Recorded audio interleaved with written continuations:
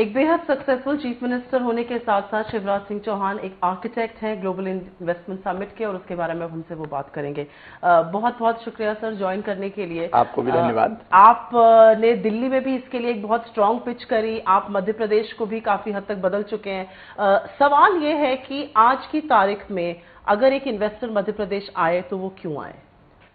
तो मध्य प्रदेश आज ideal destination है इन्वेस्टमेंट की। यहाँ 24/7 पावर है, 24 घंटे बिजली उपलब्ध है। मध्य प्रदेश में भूमि पर्याप्त मात्रा में उपलब्ध है। 20,000 हेक्टेयर का तो हमारा लैंड बैंक है, तो जमीन एक बड़ी जरूरत होती है उद्योगों के लिए। हमारे यहाँ बिना किसी झंझट के और कंपेरेटिवली ज्यादा आसानी से जमीन की उपलब्धता है। हमारे यहाँ स्किल्ड मैन पावर है। हमारे यहाँ हमने ITI को अपग्रेड किया है, नई ITI खोली, PPP मोड पे ITI हमने खोली है, इंजीनियरिंग कॉलेजेज हैं, और इसलिए स्किल्ड मैन पावर जो चाहिए वो मध्य प्रदेश में उपलब्ध है। फिर मध्य प्रदेश की एक और विशेषता है, मध्य प्रदेश में ना कोई पूरब का है, ना कोई पश्चिम का है, ना कोई उत्तर का है, ना कोई दक्षिण का है। जो मध्य प्रदेश में आता है वो मध्य प्रदेश का ही हो जाता है। जैसे दूध में आप शक्कर को मिला दो और दोनों एक हो जाते हैं, वैसे मध्य प्रदेश में आने वाला मध्य प्रदेश का हो जाता है। मध्य प्रदेश की कानून और व्यवस्था की स्थिति बहुत बेहतर है। आप ये मानते हैं कि इन्वेस्टमेंट के लिए लैंड ऑर्डर की स्थिति बहुत अच्छी चाहिए। फिर मध्य प्रदेश में हम लोगों ने पानी की उपलब्धता है। हमारी जो इंडस्ट्रियल पॉलिसी है वो इन्वेस्टर फ्रेंडली है। हमने अलग अलग सेक्टर की अलग अलग पॉलिसी बनाई है। IT की पॉलिसी अलग है, टेक्सटाइल पॉलिसी अलग है, फूड प्रोसेसिंग की पॉलिसी अलग है। अलग अलग सेक्टर की अलग अलग पॉलिसी है जो इन्वेस्टर्स की सुविधा को देखते हुए बनाई गई है।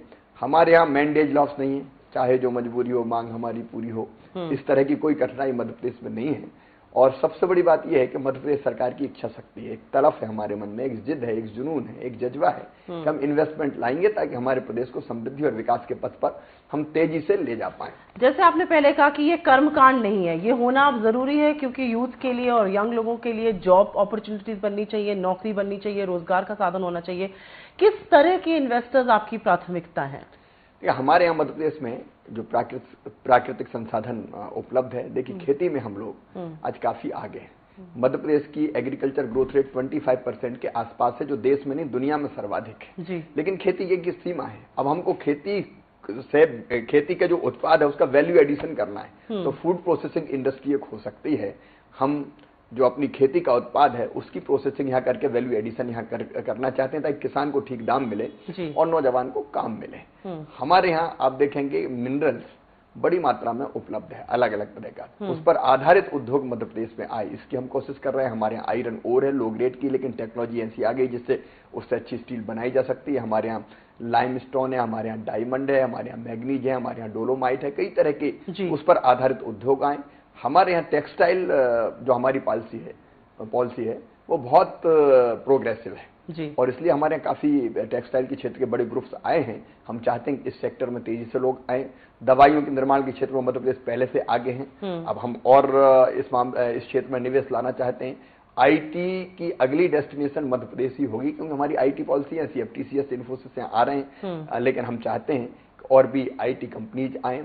फिर ऑटो मोबाइल सेक्टर में पहले से ही कई कंपनियां आई है, मॉन फोर्ज है, जॉन डियर है, अनेकों कंपनीज पहले से हैं। हम चाहते हैं इस सेक्टर में भी इन्वेस्टमेंट आए और इसलिए अनेकों क्षेत्र है। पावर सेक्टर एक हमारा है, सर्विसेज का, विंड और सोलर रिन्यूएबल एनर्जी जिसको हम कहते हैं अक्षय ऊर्जा, जो भविष्य की ऊर्जा है, क्योंकि कोयले की और बाकी चीजों की तो एक सीमा है। तो उस सेक्टर में काफी लोग आए, हम चाहते हैं और लोग आए।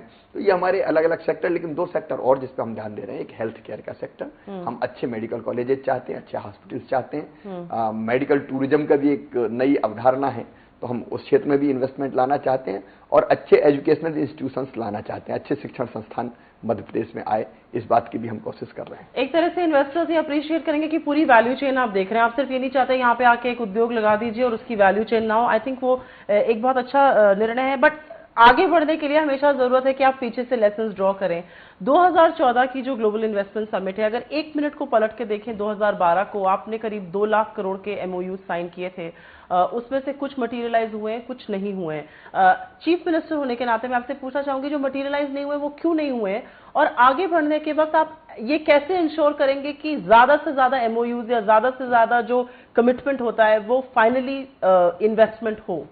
2012 में ये बात सच है कि लगभग 2 लाख करोड़ के MOUs हमने साइन किए थे। उनमें से 1,15,000 करोड़ का निवेश जमीन पर उतर चुका है और कई जगह उत्पादन शुरू हो चुका है।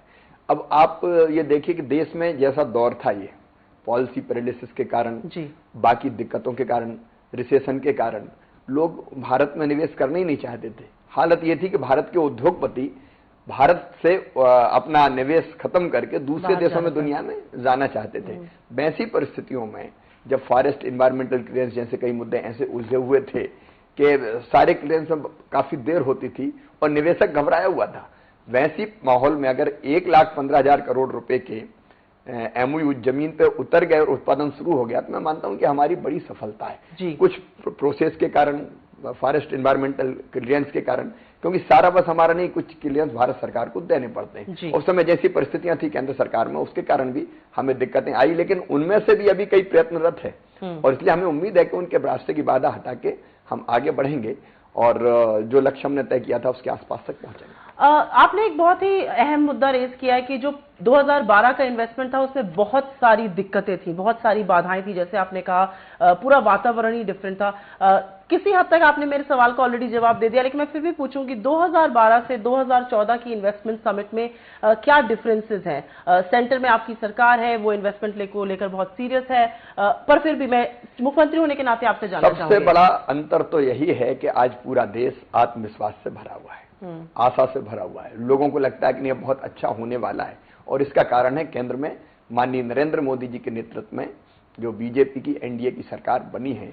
नरेंद्र मोदी जी जो हमारे प्रधानमंत्री जी एक विजनरी लीडर हैं, उनका एक सोच है और केवल सोच नहीं है, उनके दिमाग में जो चीज आती है उसको फिर वो क्रियान्वित कर ही चैन की सांस लेते हैं और इसलिए उनके मन में जो अदम्य इच्छा शक्ति है हिंदुस्तान को आगे बढ़ाने की, अपने देश को आगे बढ़ाने की, और वो खुद ये मानते हैं कि निवेश बड़ा जरूरी है। अभी वो उनकी जापान यात्रा हुई थी, जापान से कैसे इन्वेस्टमेंट आए, अभी वो यूएसए भी जा रहे हैं, दुनिया के बाकी देश भी बड़ी तेजी से आकर्षित हुए हैं। कल ही मैं सिंगापुर के जो पूर्व प्रधानमंत्री गो साहब, जिनकी बड़ी इज्जत है और आज भी सीनियर मिनिस्टर के नाम से उनका गाइडेंस सिंगापुर की सरकार लेती है, तो मैं उनसे मिला और इतने आसान्वित थे कि नहीं भारत का पूरा माहौल बदल गया है। इसलिए प्रधानमंत्री जी के नेतृत्व में केंद्र सरकार बहुत सकारात्मक है, निवेश में आने वाली जो बाधाएं थी उनको दूर करने का प्रयास कर रही है और इसलिए सबसे बड़ा अंतर यह है कि अब केंद्र सरकार नरेंद्र मोदी जी के नेतृत्व में प्रयत्नरत है, तो मध्य प्रदेश को एक नई ताकत और एक नई ऊर्जा मिली है।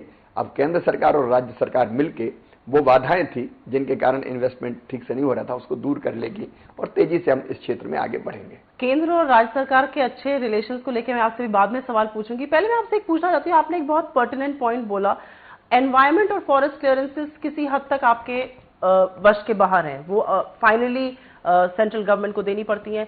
इस तरह के ट्रबल से आप कैसे निकलेंगे, क्योंकि ये बाधाएं तो नए इन्वेस्टमेंट में भी आएंगी, पहला सवाल। और दूसरा सवाल सर इसमें यह भी है कि बहुत सारे अब जानकारों का मानना है कि हम हिंदुस्तान में एक बहुत गलत अप्रोच लेके चल रहे हैं। हमें एक्चुअली अभी विकास की दर ज्यादा चाहिए, हमें एक्चुअली अभी रोजगार ज्यादा चाहिए और हम पर्यावरण को लेके परेशान हो रहे हैं, जो कि एक्चुअली डेवलप कंट्रीज को होना चाहिए। हम तो एक डेवलपिंग नेशन है। आप मानते हैं मेरी इस बात को? मैं इस संबंध में दो चीजें कहना चाहूंगा।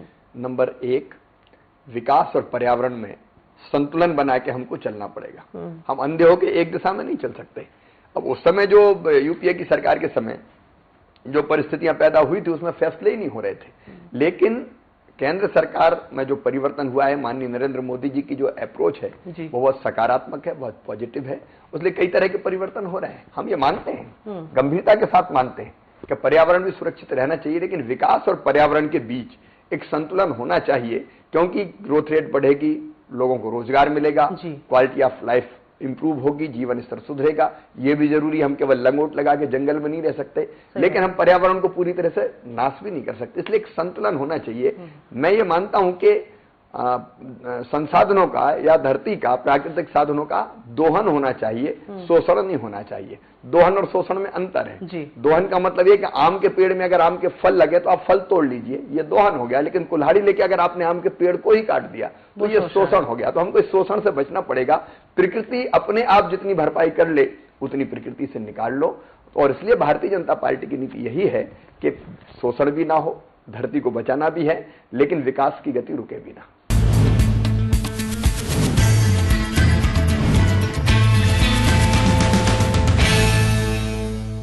एक और इंपॉर्टेंट मुद्दा जो आपने शुरू में बोला था वो है लैंड एक्विजिशन की बात। आपने शुरू में बोला था कि वो एक बहुत बड़ी समस्या होती है किसी भी इन्वेस्टमेंट को लेकर। मैं आपसे पूछना चाहूंगी कि आपकी जो सेंट्रल में सरकार है वो इस पर पुनर्विचार कर रही है, क्योंकि सारे इन्वेस्टर्स ने बोला है कि अभी के जो नए लैंड लॉज हैं उनके चलते कोई निवेश नहीं हो सकता है। पुनर्विचार उस पर हो रहा है, बट स्टेट्स को भी बहुत इसमें छूट दी गई है, वो बहुत कुछ कर सकते हैं। मध्य प्रदेश में आप क्या कर रहे हैं लैंड एक्विजिशन को लेके? इसलिए सवाल पूछ रही हूँ सर, क्योंकि आपके अकॉर्डिंग सिर्फ कॉस्ट ऑफ लैंड एक समस्या है, या जिस तरह का प्रोसेस वो बना दिया गया है वो भी अपने आप में एक बहुत बड़ी प्रॉब्लम है? एक तो मैं कहूं मध्य प्रदेश की प्राथमिकता है कि हमारे पास पहले खेती के अलावा जो जमीन हमारे पास बड़ी मात्रा में है जी, हम उस जमीन का उपयोग पहले करना चाहते हैं। 20,000 हेक्टेयर का लैंड पूल हमने बना रखा है, जिसके लिए कृषि या निजी जमीन हमको लेनी नहीं पड़ेगी। वो शासकीय जमीन है, उसको हम आसानी से हमने उद्योग विभाग को दे दिया है। वो जब चाहे तब वो जो नियम और प्रक्रिया उसके अंतर्गत उसको अलॉट करने का काम कर सकते हैं। चंबल के बीहड़ है मध्य प्रदेश में, वहां कभी डकैत हुआ करते थे, आज एक भी डाकू शेष नहीं है। उन चंबल के बीहड़ों को अगर हम लेवल करते हैं, प्लान कर दें, तो हमारे पास 17-18 लाख हेक्टेयर जमीन होगी और कई कंपनीज ने उसमें रुचि दिखाई है। तो हमारी पहली प्राथमिकता ये है कि हम कृषि योग्य जमीन को ना लें। दूसरी प्राथमिकता हमारी ये है कि अगर लेना पड़ता है किसान से तो हम किसान और इन्वेस्टर के बीच चर्चा करें और मॉडल हम ऐसा बनाए कि जिसमें किसान को नुकसान ना हो, उसको फायदा हो। जैसे एक मॉडल ये है कि डेवलप्ड जो लैंड है उसका एक हिस्सा आप किसान को दे दीजिए, उसको ठीक दाम मिल जाएंगे, वो प्रसन्नता से अपनी जमीन दे देगा, उसकी रोजी रोटी भी नहीं जाएगी। उसमें दूसरी तरह की चीजें और हो सकती है कि जमीन अगर जाए तो उस इंडस्ट्री में उसको रोजगार मिले, परमानेंट नेचर का रोजगार मिले। एक कुछ कंपनी ने ऐसा भी एक अपना प्लान बनाया है, एक फार्मूला बनाया कि वो कई दिनों तक, कई वर्षों तक उनको एक निश्चित संख्या में सैलरी भी देने का काम करेंगे, रोजगार भी देंगे और डेवलप लैंड का एक बड़ा हिस्सा उसको मिलेगा तो उसका सोर्स ऑफ इनकम अपने आप इंप्रूव हो जाएगा। तो एक तो हमको नए मॉडल की तरफ विचार करना चाहिए। हम केवल जमीन एक्वायर क्यों करें जी, हम ऐसा मॉडल बनाएं जिसमें किसान भी प्रसन्न रहे और निवेशक भी प्रसन्न रहे। आपके अकॉर्डिंग सर, आपका क्या मत है, सरकार को कितना रोल प्ले करना चाहिए लैंड एक्विजिशन में? क्योंकि प्रॉब्लम पहले ये रही है कि सरकार बहुत ज्यादा रोल प्ले करती है, फिर यूपीए ने एक ये नया रूल बना दिया कि सरकार को बिल्कुल रोल प्ले नहीं करना चाहिए। आपके अकॉर्डिंग एक बहुत सक्सेसफुल चीफ मिनिस्टर हैं आप, किस तरह का रोल प्ले करना चाहिए सरकार को? सरकार को ऐसा वातावरण बनाना चाहिए कि इन्वेस्टर में और लैंड होल्डर जो है उसमें आपस में बातचीत हो जाए और मॉडल ऐसा हो जिसमें किसान का या लैंड होल्डर का नुकसान ना हो और उसमें से रास्ता निकल जाए। मैं समझता हूँ ये तरीका सबसे बेहतर रहेगा। ये भी ठीक नहीं लगता कि ले लो इनकी जमीन। हम आखिर अगर किसी की जमीन ले रहे हैं तो कॉम्पनसेशन तो करना पड़ेगा, कॉम्पनसेशन देना पड़ेगा, कंपनसेट करना पड़ेगा, संतुष्ट करना पड़ेगा। उसकी जिंदगी को भी तो हम बर्बाद नहीं होने दे सकते ना।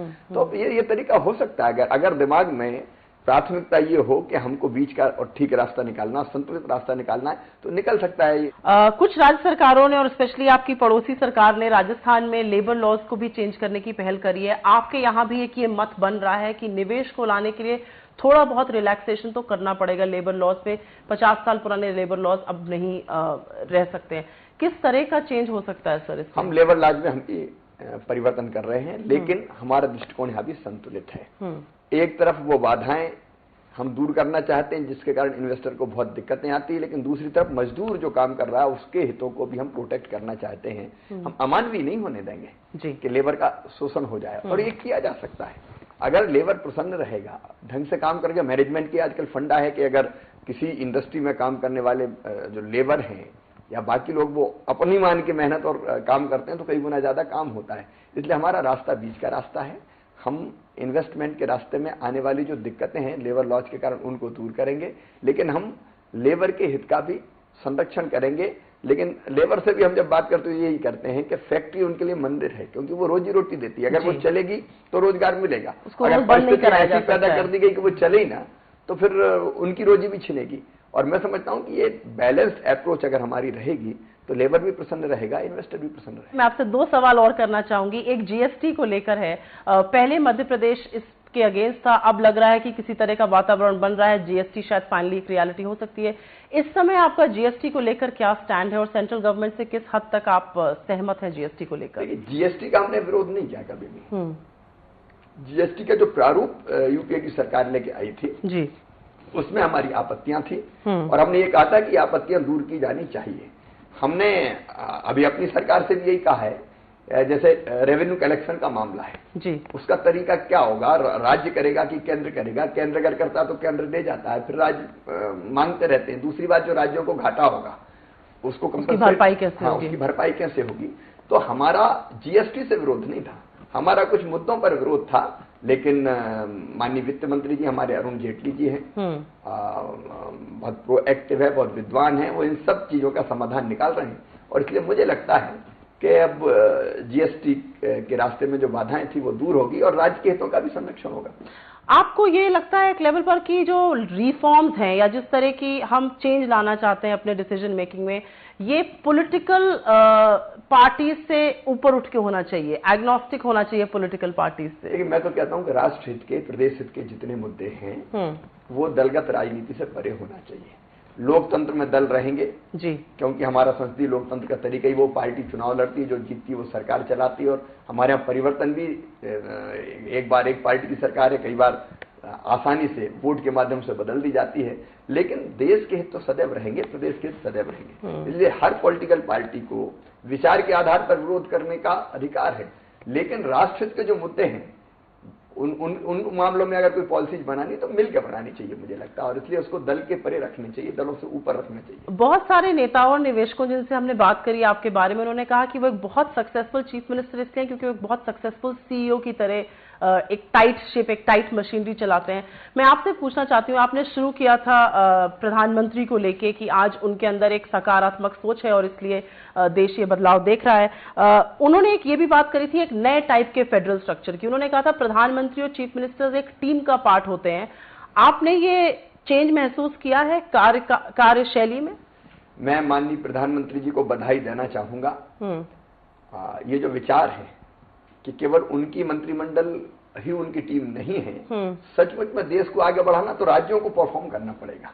इसलिए उन्होंने ये कहा है कि राज्यों के चीफ मिनिस्टर भी उनकी टीम के हिस्से हैं। प्रधानमंत्री और मुख्यमंत्रियों की एक टीम होगी जो मिलकर काम करेगी। और आज ही मैंने देखा है कि उन्होंने ऐसे निर्देश भी दिए कि राज्य के चीफ मिनिस्टर या राज्य सरकार जिन इश्यूज को उठाती है उनको प्राथमिकता के साथ उनका समाधान निकालना है, उनको हल करने में सहयोग केंद्र सरकार को देना है। वो मुख्यमंत्री भी रहे हैं, 14 साल मुख्यमंत्री रहे, और इसलिए वो जानते हैं कि राज्य में जो जमीनी दिक्कतें वो कौन सी है जो राज्य सरकारों के सामने आती है। और इसलिए नई आशा और विश्वास का माहौल है राज्यों के लिए। तो प्रधानमंत्री जी, उनकी टीम और राज्य मुख्यमंत्री और उनकी टीम मिलकर साथ काम करेंगे। इससे विकास और गति पकड़ेगा, तेजी से होगा और एक नया सकारात्मक वातावरण बनेगा। आपने मुझे मेरा दूसरा क्वेश्चन पूछने पर बिल्कुल बाध्य कर दिया, क्योंकि आपने कहा कि वो एक बहुत सक्सेसफुल चीफ मिनिस्टर रहे हैं, आपके नेबर में ही थे, आप खुद एक बहुत सक्सेसफुल चीफ मिनिस्टर रहे हैं।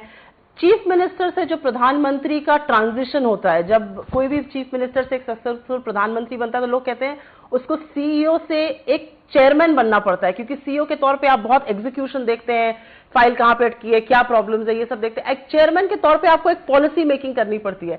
आपको लगता है कि प्रधानमंत्री जी का ये ट्रांजिशन पूरा हो गया है या अभी वो कहीं? नहीं, निश्चित तौर पर पूरा हो गया। वो कल्पनाशील मस्तिष्क के धनी हैं और सचमुच में पिछले 100 दिनों में जिस तरह की कार्य क्षमता का उन्होंने परिचय दिया है, उन्होंने देश को नहीं दुनिया से लोहा मनवाया है। आप देखेंगे उनकी जितनी भी यात्राएं अभी हुई है, ब्रिक्स के सम्मेलन में गए थे, बहुत सफल रहा है, भारत की दृष्टि से भी बहुत सफल रहा है। भारत ब्रिक्स का जो बैंक बना उसके चेयरमैन है। आपने देखा भूटान की यात्रा और नेपाल की यात्रा और भावनात्मक एकता भारत के मित्रता उनके साथ बढ़ी है। और जापान की जो यात्रा निवेश की दृष्टि से अत्यंत महत्वपूर्ण सिद्ध हुई और अमेरिका उनकी प्रतीक्षा कर रहा है।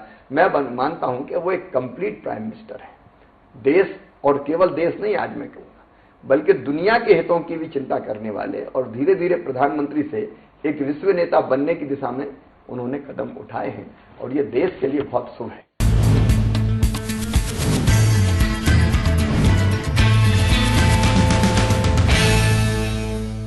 बीजेपी की सरकार है, बहुत एक्सपेक्टेशंस थी, काफी एक्सपेक्टेशंस पे सरकार खरी उतरी है। लेकिन पहले 100 दिन में लोग कहते हैं कि जिसको एक हर इन्वेस्टर कहता है बिग बैंग रिफॉर्म्स, बड़ी बड़ी चीजें नहीं हुई है, छोटी छोटी चीजें कर रहे हैं जिससे कि बड़ी पिक्चर ठीक लगने लगे।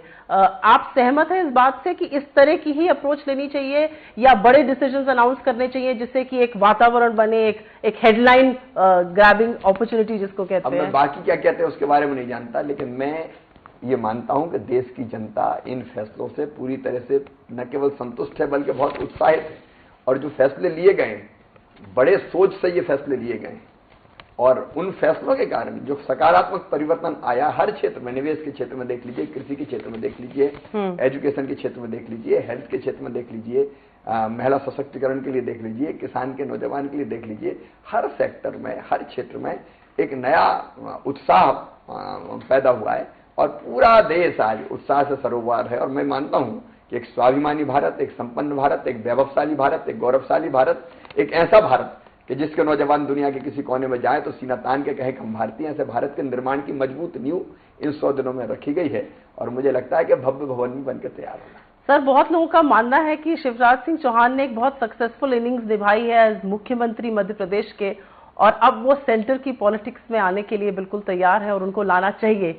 ये बिल्कुल गलत है, क्योंकि मैं मानता हूं कि मध्य प्रदेश जैसा पिछड़ा और बीमारू राज्य जिसको हम वहां से निकाल के आज इस पड़ाव पर ले जा पाए, लेकिन ये पड़ाव है, मंजिल नहीं है। अभी पर कैपिटा इनकम के मामले में ये बात अलग है कि 13,000 से हम 54,000 पहुंच गए, लेकिन अभी हम बहुत काम करने की गुंजाइश है। IMR, MMR, कुपोषण जैसे मुद्दे, उसमें हमने तेजी से प्रगति जरूर की है, लेकिन बहुत काम करने की जरूरत है। तो अभी तो मध्य प्रदेश में इतना काम बाकी है कि यहीं कई पर लोगों को लगता है कि सेंटर में भी इतना काम बाकी है और आपके जैसे लोगों की जरूरत है, क्योंकि एक पॉसिटी ऑफ टैलेंट है, पॉलिटिकल टैलेंट इतना अवेलेबल नहीं है सेंटर में, और लोगों का मानना है कि सक्सेसफुल चीफ मिनिस्टर जैसे आप लोगों को दिल्ली में होना चाहिए। माननीय नरेंद्र मोदी जी में जितनी क्षमताएं हैं, सचमुच में मैं मानता हूं कि उनके सहारे और उनकी टीम में भी एक नहीं अनेक हों। आप देख लीजिए, अरुण जेटली जी हों, सुषमा स्वराज जी हों, माननीय राजनाथ सिंह जी, मैं अलग अलग नाम नहीं लूंगा, लेकिन पूरी टीम अगर आप देखेंगे तो ऐसा टैलेंट तो बिरले देश को मिलता है। हम सौभाग्यशाली है कि ऐसा टैलेंट हमारे पास है सेंटर में,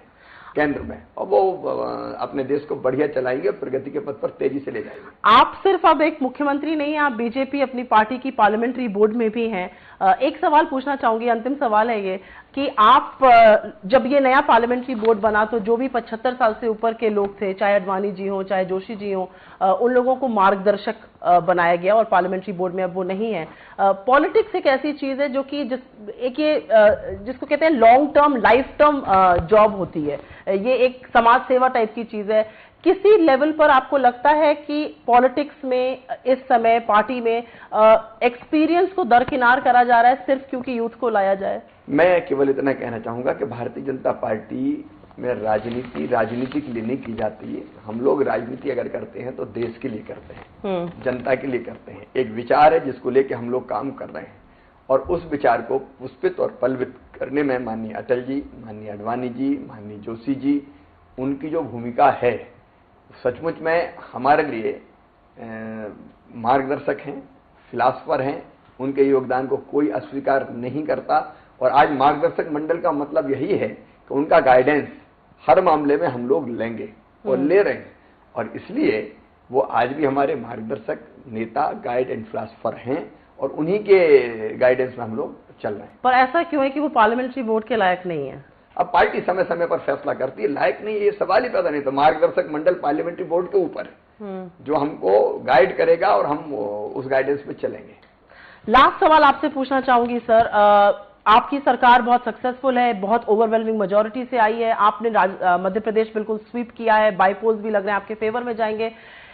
एक सक्सेसफुल चीफ मिनिस्टर होने के नाते कहीं आपको ये बात परेशान करती है कि एक अलग से कम्युनल डिस्कोर्स चल रहा है जो कि शायद प्रधानमंत्री को डिस्ट्रैक्ट कर सकता है अपने विकास की सोच से? देखिए, भारत की जो वर्षों पुरानी परंपरा है, सर्वधर्म संभाव, सबका आदर, सब विचारों का सम्मान, ये भारत की माटी में है, भारत की जड़ों में है। आज नहीं, हजारों साल पहले हम लोगों ने कहा एकम सद विप्रा बहुधा वदंती, सत्य एक है, लोग उसको अलग अलग तरीके से कहते हैं जी। हमने ये कहा यम निजम परावेत्ति गणना लघु चेत साम उदार चरिता नाम तु वसुदेव कुटुंबकम, ये मेरा, ये तेरा, ये सोच छोटे मन वालों का होता है। जो विशाल हृदय के होते हैं वो तो कहते हैं सारी दुनिया एक परिवार है। ये सोच भारतीय जनता पार्टी का सोच है, ये सोच सरकार का सोच है, और इसलिए सबको साथ में लेके हम लोग चल रहे हैं। और मुझे ऐसा क्यों है जो लोग इस सोच के बारे में नहीं बोलते उनको मना नहीं किया जाता? मुझे ये लगता है कि विकास का जो मुद्दा है, सबको साथ में लेके चलने का जो मुद्दा है, वही मुद्दा प्रमुख है, उसी को लेके भारतीय जनता पार्टी चलेगी।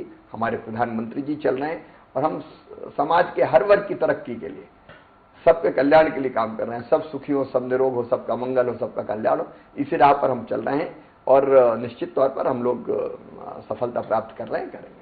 आप मध्य प्रदेश के मुख्यमंत्री होने के नाते बहुत आपने एक सक्सेसफुल इनिंग्स करी है।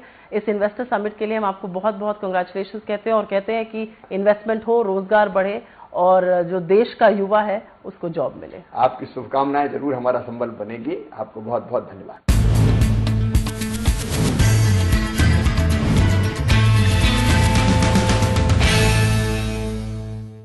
Find us on Facebook at facebook.com/etnow and don't forget to click the like button. You can also follow us on Twitter at etnowlive. To stay updated with all our programming, hit the subscribe button on our YouTube channel by logging on to youtube.com/user/etnow.